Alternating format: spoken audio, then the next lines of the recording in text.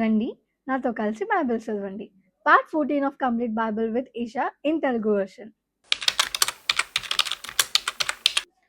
అందుకైనా నీవు దిగంబరివని నీకు తెలిపిన వాడెవడు?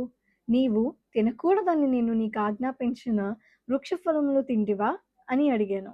అందుకు ఆదాము, నాతో నుండుటకు నీవు నాకిచ్చిన ఈ స్త్రీయే ఆ వృక్ష ఫలములు కొన్ని నాకియ్యగా నేను తింటిననెను. అప్పుడు దేవుడైన యెహోవా స్త్రీతో, నీవు చేసినది ఏమిటని అడుగగా, స్త్రీ, సర్పము నన్ను మోసపుచ్చినందున తింటిననెను.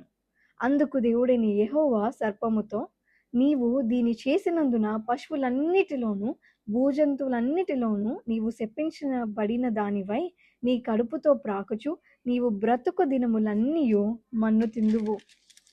మరియు నీకును స్త్రీకిని నీ సంతానమునకును ఆమె సంతానమునకును వైరము కలుగజేసేదను. అది నిన్ను తల మీద కొట్టును, నీవు దానిని మడిమ మీద కొట్టుదు అని చెప్పాను.